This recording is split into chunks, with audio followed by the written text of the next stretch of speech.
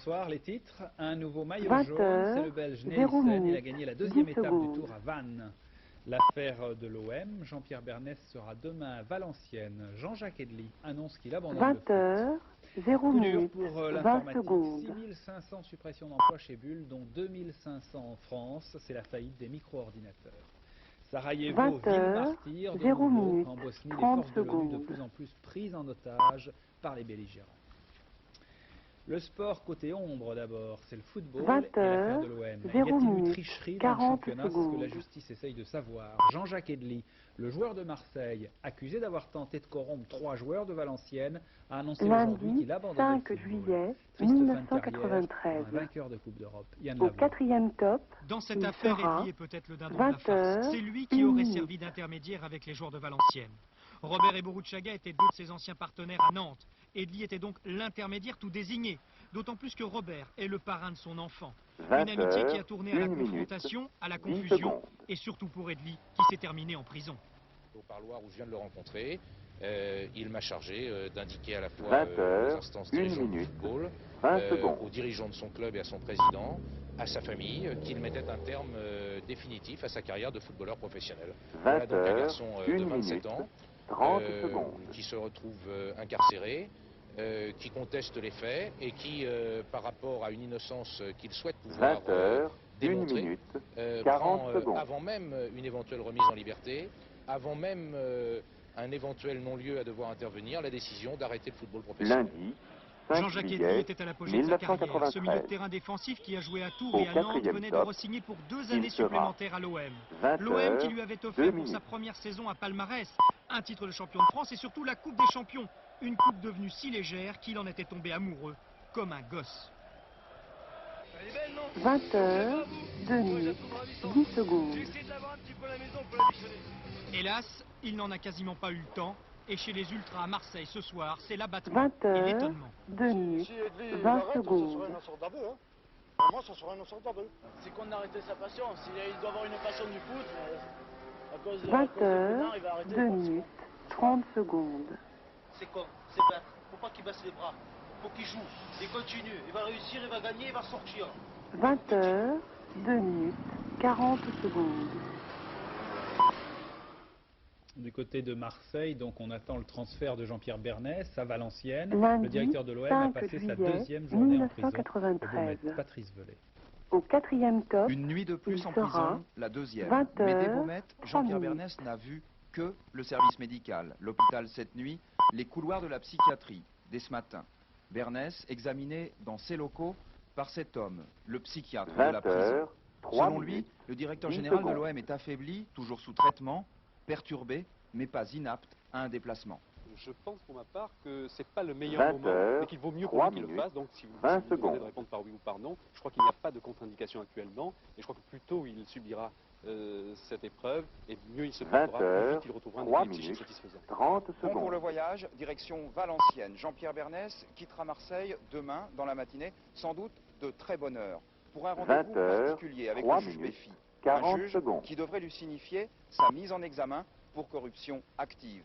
Demain aussi, Jean-Pierre Bernès saura s'il rejoint en prison l'un des joueurs de l'OM, Jean-Jacques Edly. 1993. Du nouveau sur l'affaire des enveloppes aussi. Dans leur perquisition, les policiers auraient trouvé au siège de l'OM des enveloppes d'un modèle très particulier et les mêmes que celles qui a servi pour donner l'argent à Christophe Robert. Claude Sampère a enquêté. La papeterie Mouret est le fournisseur officiel de l'Olympique de Marseille pour toutes les fournitures de bureaux. C'est ici notamment que le club achète ses enveloppes. Lors de sa perquisition au siège de l'OM le 30 juin dernier, le juge a saisi dans le bureau de Jean-Pierre Bernès une enveloppe usagée contenant des cartes de vœux. Dans son édition spéciale du 2 juillet, nos confrères du Monde affirment que les enquêteurs ont trouvé des enveloppes identiques à celles qui furent remises à Christophe Robert. À la papeterie Mouret cet après-midi, on nous a spontanément remis le type d'enveloppe en question. Les enquêteurs étaient d'ailleurs passés dès le lendemain de la perquisition pour poser de nombreuses questions sur ce type d'enveloppe. Une enveloppe, certes d'un modèle standard, mais pas d'un modèle courant. On peut acheter ces enveloppes dans n'importe quelle papeterie, mais elles sont d'un modèle particulier, indéchirable et imperméable. 5 minutes. Ridicule la piste des enveloppes? Peut-être, pas sûr. À l'heure actuelle, les enquêteurs poursuivent leurs investigations autour de ce type d'enveloppe. Comme on dit en langage policier, les enquêteurs tentent de faire parler. L'enveloppe saisie dans le bureau de Jean-Pierre Bernès est celle qui contenait l'argent remis au joueur valenciennois Christophe Robert. Avec les méthodes de police scientifique, ils tentent de vérifier si ces deux enveloppes sont réellement identiques. La défense des joueurs de Marseille a perdu un atout aujourd'hui. Elle contestait les notes de téléphone qui semblaient prouver que les communications avaient bien eu lieu entre joueurs marseillais et joueurs valenciennois. Il y avait, semble-t-il, des incohérences sur les relevés téléphoniques de l'hôtel. Aujourd'hui, le mystère est levé. 20h, 5 minutes, Après le relevé 40 téléphonique secondes. de l'hôtel, Jean-Pierre Bernès a téléphoné à 21h39 aux joueurs valenciennois. L'appel a duré plus de 20 minutes. Le Lundi, directeur général 5 de l'OM juillet ne pouvait donc rappeler un 1993. autre correspondant avant Au 21h59. top, il Or, le sera relevé fait état d'une 20 autre heures, communication 6 à minutes. 21h56. Deux appels en même temps sur la même ligne, c'est impossible, affirmait vendredi l'avocat de la défense.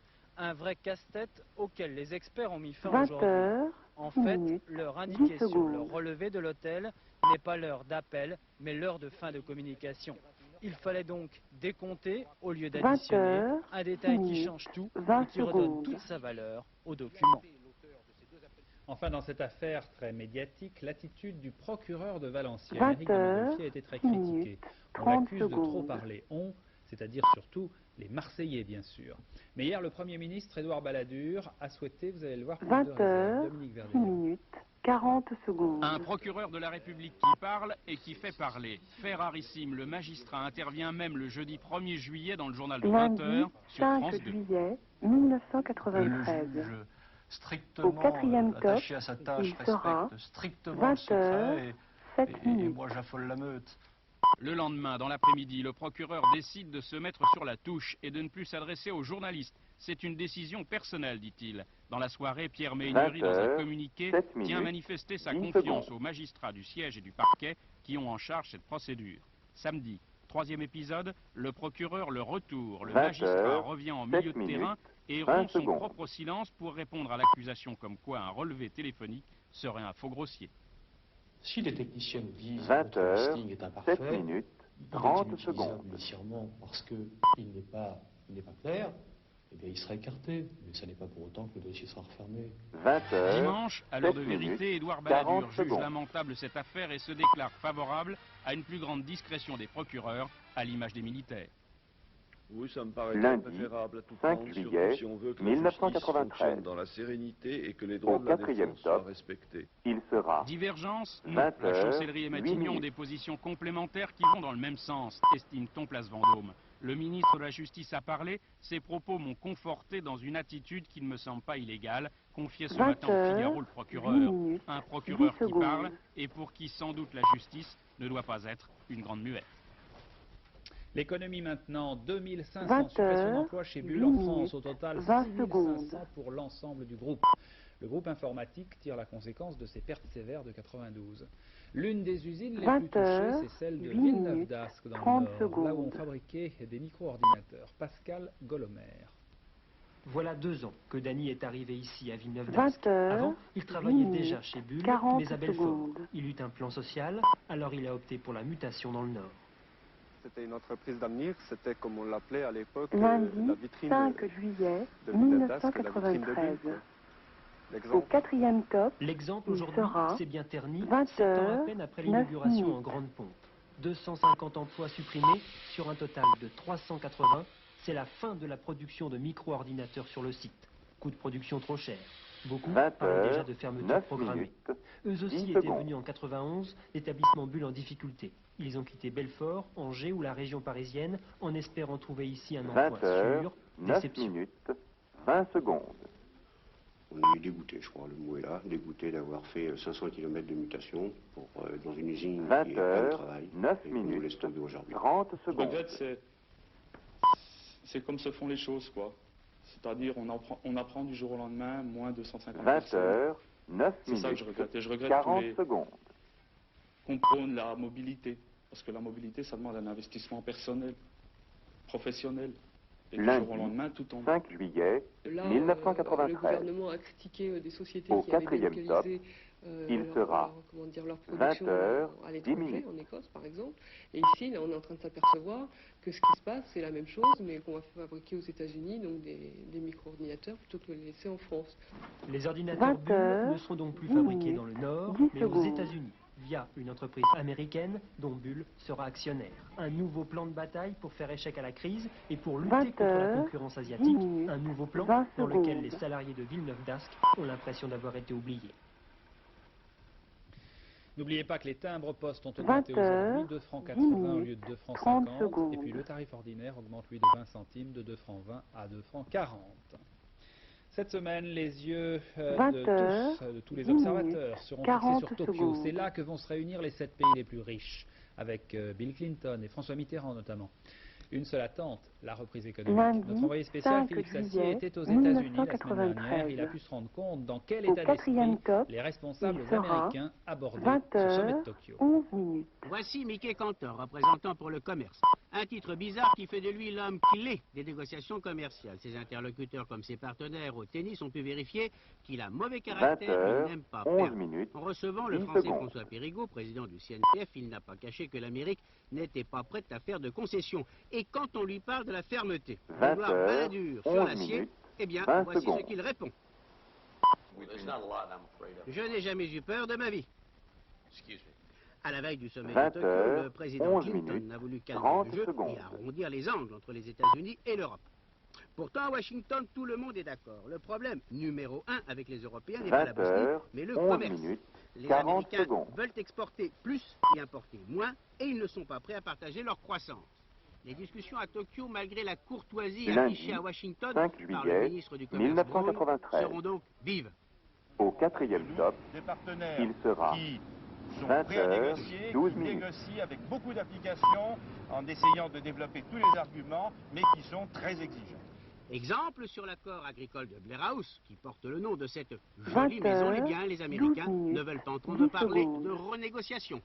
Ici à Washington, on commence à penser que le sommet de Tokyo, eh bien, c'est un petit peu le rendez-vous de la dernière chance pour éviter une guerre commerciale. 12 minutes, 20 secondes. La Bosnie et Sarajevo dans une situation très critique. D'abord, la Bosnie centrale. Là, les combats continuent et les forces de l'ONU sont souvent prises entre deux feux. Nos envoyés spéciaux qui les accompagnent, ces forces de l'ONU, Laurent Boussier et Bruno Giraudon, sont eux aussi bloqués depuis 4 jours. Reportage.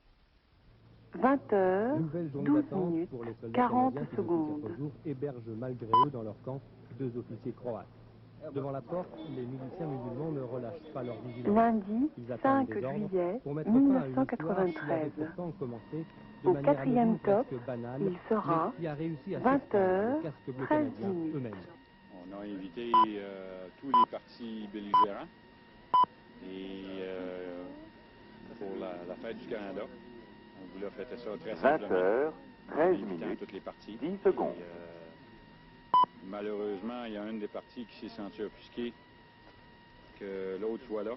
20h, 13 minutes, 20 secondes. Toute cette situation. Depuis 4 jours, l'ONU négocie et négocie encore. On parle d'échanger des officiers croates contre 130 prisonniers musulmans détenus par les Croates. Autour du camp, les civils attendent aussi. Beaucoup sont des réfugiés pour qui les 2 officiers sont des criminels de guerre. 13 minutes, 40 les gestes secondes. sont évocateurs. Et puis, en fin d'après-midi, les choses semblent se débloquer. Un accord aurait été trouvé entre l'ONU, les musulmans et les Croates. 5 juillet 1993. Les miliciens au 4e top, il sera 20h, 14 minutes. Anciens alliés d'hier est trop forte. Cette histoire qui a bloqué pendant 2 jours toute une partie de la Bosnie centrale montre à quel point, en quelques instants et pour des raisons minimes, les Nations Unies peuvent devenir otages de ceux avec qui ils devraient normalement construire la paix. Sarajevo maintenant. D'après le HCR de l'ONU, les 380 000 habitants de Sarajevo manquent de nouveau de tout. Et pendant ce temps-là, les combats continuent. Le général Koch, qui dirige les forces de l'ONU dans l'ex-Yougoslavie, vient d'arriver il y a une heure à peine dans la capitale bosniaque. Michel Monpontet. 30 secondes. Dans le quartier de Bucha Potok, au nord-ouest de Sarajevo, aujourd'hui ressemble à hier. 20h, attaque au mortier sur ce qui fut un quartier résidentiel et qui est depuis 10 mois rien de plus qu'une cible pour les artilleurs serbes. Ici, tout comme au centre-ville, le moindre des déplacements pour chercher de l'eau ou du fil prend des allures de défi. 1993. Ici, La mort encore Au et toujours. 4e top, Ce matin, il un sera enfant tué, 20 11 autres heures, blessés. 15 minutes. L'horreur ne choisit pas ses victimes et dans l'hôpital de Sarajevo, sans eau, sans médicaments, la médecine a fait un bond en arrière de 2 siècles. Ici, on en est réduit à constater les brûlures sur ces corps qui pourraient venir de bombes au phosphore. Une nouvelle variation dans la tuerie. Un peu plus loin, c'est une Britannique travaillant pour une organisation humanitaire qui a été tuée par un franc-tireur. Elle est morte sur le coup. En regardant ses visages, on pourrait presque se demander si elle n'a pas eu un peu plus de chance qu'eux. Puis enfin, les premiers soldats américains sont arrivés en Macédoine, c'est l'État voisin de la Bosnie. Il s'agit d'empêcher que le conflit dans l'ex-Yougoslavie ne s'étende d'État en État. Olivier Lerner. Il est très gros, très impressionnant cet Hercule américain. Mais il n'y a pas grand monde, ni grand-chose à l'intérieur. Une vingtaine d'hommes, quelques tonnes de matériel, c'est tout pour l'instant. Ces bérets bleus américains, triés sur le volet ont le sourire. Ils vont servir d'éclaireurs en attendant les renforts. Ils seront près de 300 Américains en Macédoine à la fin de la semaine. Leur mission est préventive. Il s'agit de tout faire pour éviter la contamination, la déstabilisation de ce petit pays coincé entre l'Albanie à l'ouest et la Serbie au nord. Une agression serbe contre la province du Kosovo, à majorité albanaise, se traduirait immédiatement par une arrivée massive de réfugiés en Macédoine, et c'est toute cette région des Balkans qui basculerait dans le conflit bosniaque. Les bérets bleus américains vont se déployer le long des frontières de la Macédoine, d'abord pour montrer qu'ils sont là, après on verra bien. L'Allemagne a un nouveau ministre de l'Intérieur, il s'appelle Manfred Kanter. Il a été nommé très vite après la démission de Rudolf Seiters. Ce dernier avait démissionné parce que l'arrestation d'un terroriste de la fraction Armée Rouge s'est faite dans des circonstances tout à fait suspectes. Ce terroriste aurait été en fait purement et simplement abattu. Lundi 5 juillet 1993. Cafouillage avéré. Au 4e top, soupçonné. il sera Question, y a-t-il 20 eu bavure lors de l'arrestation des 2 membres de la fraction Armée Rouge? Autopsie formelle, Wolfgang Grams est mort d'une balle dans la tête, tirée à bout portant. Suicide ou bien exécution, en jeu, l'honneur de la police allemande. Rappel des faits, samedi 27 juin, pas moins de 54 policiers pour interpeller 2 terroristes présumés. En service ce jour-là, 11 hommes du GSG 9, corps d'élite équivalent de notre GIPN. Version officielle, Grams, blessé, ne veut pas tomber vivant dans les mains de la police, il se fait sauter la cervelle. Problème, 2 témoins affirment avoir vu autre chose. Vu un homme s'approcher de Grams, alors à terre, se pencher vers lui avant de tirer posément. Premiers éléments d'enquête, Grams aurait tiré 11 coups de feu. Problème, son chargeur ne contenait que 8 projectiles. Difficulté supplémentaire, les pistolets utilisés par la police, comme par le terroriste, sont tous du même calibre. Alors, les conclusions des expertises balistiques ne devraient pas être connues avant 2 semaines. Le résultat, interrogation, maladresse et rumeurs, rôle peu clair tenu par le procureur fédéral, faisant de la rétention systématique d'informations et donnant ainsi prise à tous les soupçons. Conséquence aujourd'hui, scandale, comme l'Allemagne n'en avait pas connu depuis longtemps. Les doutes entourant les circonstances de la mort de Grams s'en rappellent d'autres. C'était en 1977. 2 membres de la fraction Armée Rouge étaient retrouvés morts, pendus dans leur cellule. L'enquête officielle concluait alors au suicide, mais sans vraiment convaincre. Paris qui ressemble à Venise les jours de crue. Venise, vous le savez, est souvent submergée par les eaux. Paris, très rarement. Et pourtant, les Parisiens du 15e arrondissement ont eu les pieds dans l'eau pendant quelques heures. Agnès Varamian, du côté du boulevard Victor. 20 heures, la pataugeoire en pleine capitale. 4000 mètres cubes déversés dans les rues, l'équivalent de 2 piscines olympiques d'eau potable. De l'eau surgit d'une canalisation qui a cédé. Mouvement de terrain ou défaut de cette conduite en cours de 80 cm de diamètre. Les techniciens ne savent pas encore, mais le flot brutal a créé la surprise. 19 minutes. Ça a mis au moins 3 heures à s'arrêter, ce flot. Il y avait 60 cm d'eau là. Votre voiture se trouve où? Au premier sous-sol. Mon mari a un scooter au 2e sous-sol où il y a 2 mètres d'eau. Apparemment, il flotte. Une belle frayeur et des secours, plongeurs des sapeurs-pompiers en tête, qui ont passé 2 heures sous l'eau dans les 20 heures, 19 minutes. Il y a à peu près une dizaine de voitures qui sont immergées, avec des box qui sont fermés, donc on a reconnu une dizaine de voitures à l'intérieur, savoir s'il y avait personne. 20 heures, 19 l'électricité rétablie ce soir et une bonne surprise quand la voiture fonctionne encore. J'ai pas voulu tout de suite voir le carnage, je me suis reposé un petit peu, puis... 20 heures, 19 minutes, serein, tranquille, 40 secondes. Puis voilà, ça marche très bien, je suis content. Et après le pompage, quand l'eau s'est un peu retirée, pour ceux qui ne sont pas encore partis en vacances, lundi, Paris, 5 juillet 1993. En Haute-Loire, la plupart des 25 personnes victimes de l'intoxication alimentaire de Saint-Étienne de l'Arderolles, ces 25 personnes, pour la plupart, ont quitté l'hôpital. On connaît maintenant le coupable, un fromage blanc. Patrice Romden. Des staphylocoques dans le fromage blanc. Au lendemain de l'hospitalisation de 25 personnes, le laboratoire vétérinaire de la Haute-Loire a décelé les origines de l'intoxication alimentaire de Saint-Étienne-l'Arderolles. Les staphylocoques se sont multipliés au moment de la fabrication et de la conservation du fromage blanc offert par un parent d'élève qui, dans sa grande générosité et croyant bien faire, a provoqué nausées, vomissements, diarrhées et autres vertiges chez les convives. Et la salle polyvalente de se vider au fur et à mesure que se remplissaient les hôpitaux voisins. 20 heures, 20 minutes, 40 secondes. Par une gastro-entérite aiguë, dont le contrôle médical est impératif en raison du risque de déshydratation particulièrement important chez les enfants et les personnes en mauvaise condition physique. Au 4e top, peu à peu, les victimes regagnent leur domicile dans le calme de Saint-Étienne-l'Arderolles. Prochaine kermesse dans un an. L'écologie est-elle compatible avec la crise économique? C'est une question tout à fait actuelle que l'on se pose par exemple dans le parc de la 20 heures, 21 Prenez par exemple minutes, le village de 10 Bonneval-sur-Arc, longtemps très protégé. Il voudrait maintenant des remontées mécaniques pour attirer les skieurs. Michel Barnier, le ministre de l'Environnement, qui est de la région, pourrait leur donner gain de cause. Pour les habitants de Bonneval, c'est sans doute une question de survie. Mais la protection de la nature dans tout cela. José Blanc-Lapierre, 20 heures, 21 minutes, 30 La protection de la nature, c'est bien. Mais pour le porte-monnaie, le ski, c'est mieux. Du lait, des fromages, avec ses vaches, Charles a de quoi faire bouillir la marmite. Mais c'est l'avenir de ses enfants qui l'inquiète. Pour qu'il reste au village, il faudrait que Bonneval sorte de son ghetto. Alors maintenant, il est temps d'ouvrir la porte aux 5 touristes. juillet 1993. Au 4e top, il sera 20 heures, 22 minutes. La solution, elle est là-haut, juste derrière les crêtes, où des milliers de skieurs ne demandent qu'à venir visiter le village carte postale. Il suffirait d'un télésiège pour ouvrir l'accès au domaine skiable de Val d'Isère. Mais au village, tout le monde n'est pas d'accord. Bonneval marié avec Val d'Isère ne sera plus Bonneval. 20 secondes. Perte d'autonomie, perte de caractère. Pour gagner quoi? On se demande. Parce que les 20 heures, 22 minutes, 30 secondes. Seulement voilà, pour la mairie, cette brèche dans le parc national marquerait la fin des soucis financiers. Val d'Isère mettrait en effet 70 millions de francs dans la corbeille. Reste à convaincre les protecteurs de la nature. Alors, pour montrer qu'à Bonneval on ne vend pas son âme au diable, la commune propose en échange d'agrandir le parc. Elle s'engage à lui donner au moins 3000 hectares. 20 heures, 23 minutes. Le sport, retenez bien ces 3 noms, c'est le tiercé du jour dans la 2e étape du Tour. Les Sables d'Olonne, Vannes, Nélissen, Abdou Japarov, Cipollini.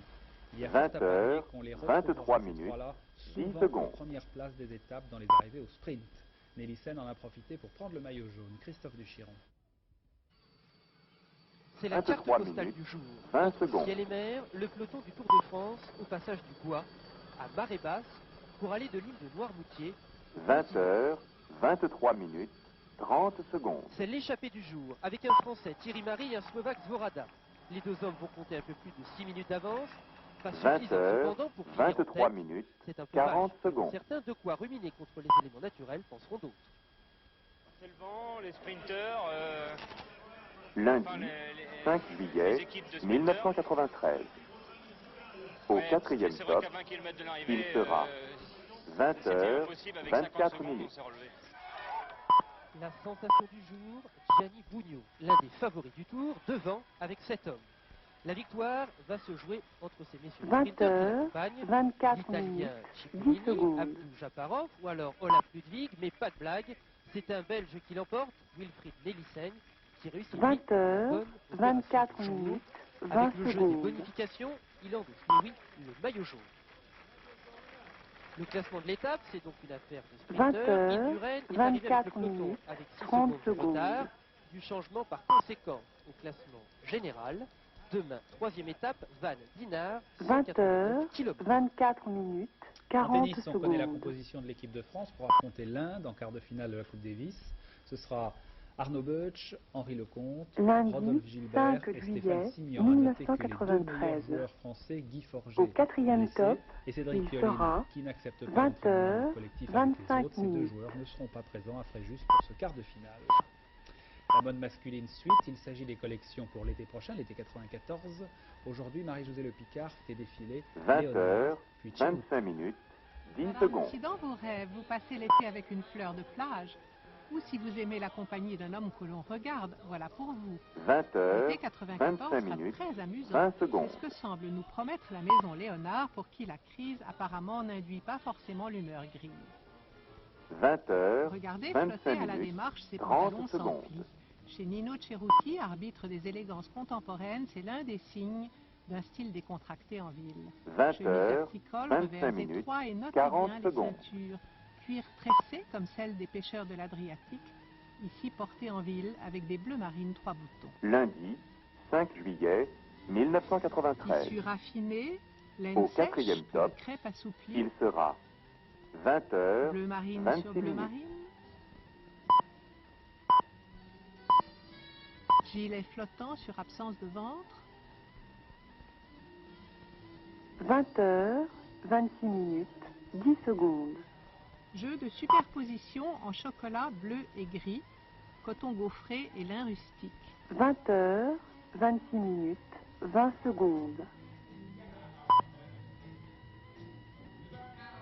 Tweed pâle, couleur d'herbe sèche, couleur de désert pour des étés chauds, porté en contraste avec des chemises aux motifs dégravés qui annoncent les vacances au jardin, tellement plus chic que la plage. 20h, 26 minutes, 40 secondes. Encore une fois, une jolie leçon de mode parisiano-italienne. Lundi 5 juillet 1993. Au château, celui d'Amboise, au précisément avec une 4e top, exposition Richard il Texier, sera un jeune français dont l'œuvre est déjà reconnue à Paris comme à New minutes. York ou à Tokyo. Georges Bégou, Pascal Pueyo, portrait bien sûr. Cela pourrait commencer comme une évocation de la Renaissance 20h, à Amboise sous François minutes, Ier. En 10 réalité, secondes. il s'agit de la renaissance de la peinture contemporaine, dont l'un des plus jeunes et des meilleurs champions est l'artiste français Richard Texier. 20h, 27 minutes, 20 secondes. Il n'y a pas de contrariété entre ces voûtes séculaires et l'œuvre de Texier qui échappe au temps et à l'espace. 20 Ce peintre est un voyageur 27 qui a fait du minutes, sextant 30 son emblème, secondes. un voyageur qui aime raconter des histoires, comme d'autres aiment rêver sur d'anciennes cartes marines. 20h, 27 minutes, 40 secondes.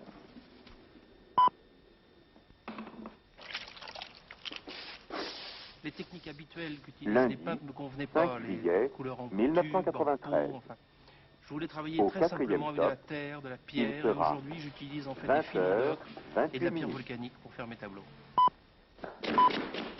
Moi, je fais des tableaux comme un petit homme perdu.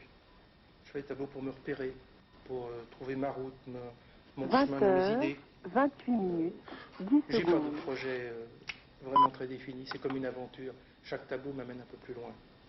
Moi je ne me demande pas comment je vais composer mon tableau, quelle couleur je vais utiliser. C'est comme un langage, ça coule. Il y a une espèce de naturel comme ça qui vient avec ce travail.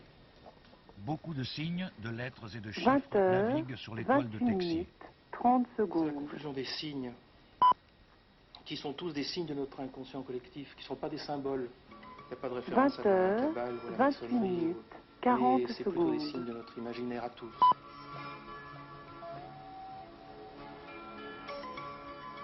Lundi 5 juillet 1993. Le grand Au navire de 4e Texier a top, descendu la il Loire, sera il fait escale au château 20h, d'Amboise, n'hésitez 29 pas à minutes. embarquer. Fin de ce journal, la météo de Laurent Romeshko dans quelques minutes. Laurent annonce que les orages s'éloignent peu à peu pour laisser 20h, la place 29 progressivement au soleil, 10 presque secondes. partout en France. Et puis aussitôt après, le feuilleton Le Château des Oliviers, 3e épisode, un feuilleton qui bat déjà des records d'audience. 20h, Dernière 29 édition du minutes, journal 20 Anne secondes. Guéry vers 23h30. Demain à partir de 7h, les journaux de Télématin. À 7h50, Gérard Leclerc recevra Jean-Pierre 20h, Chevalier dans les 4 29 vérités. minutes, Bonne soirée 30 sur secondes. France 2. À demain, 20h.